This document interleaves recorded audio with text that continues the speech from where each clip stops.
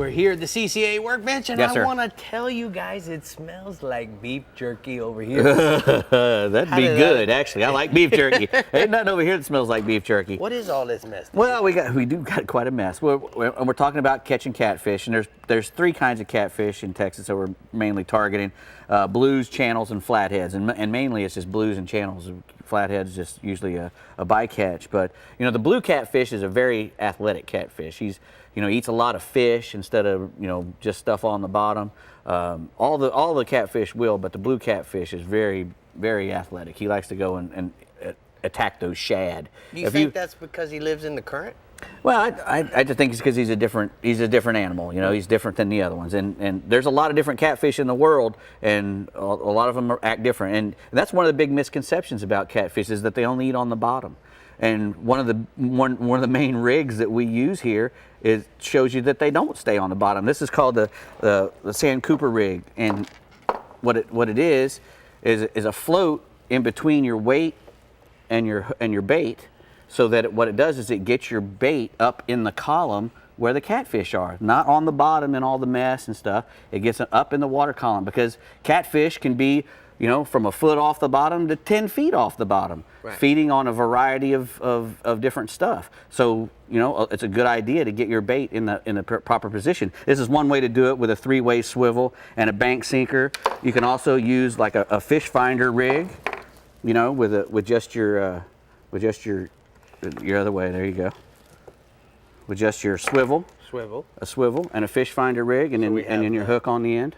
We have the lead that slides up and down with the Correct. swivel stopping it, and then we have our hook here. Correct. And this will keep like I said, it'll from 2 feet to 3 feet to 4 feet, however much leader you want to get the proper spot. And you just put as much weight on here as you need to hold the bottom. Gotcha. And this shouldn't be on there. Yeah. What it does is it holds that in place. So you don't want your weight sliding back and forth.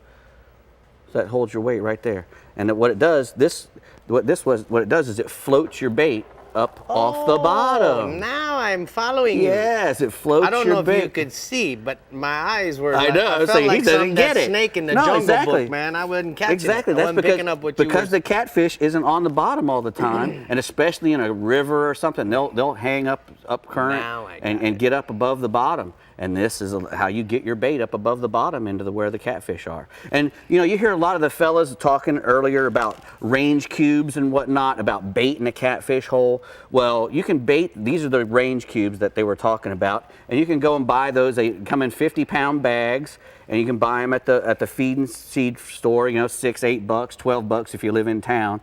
And you take those out to where a good spot, a bend in a river, a nice place where there's a nice drop off, not too deep, 10 foot or shallower, and you just disperse those range cubes or sour mash if you wanted to make some sour corn or wheat, and you put it in a 5-gallon bucket and fill it halfway with water and throw some sugar in there and let it sit for a couple weeks in the sun, and it'll make you.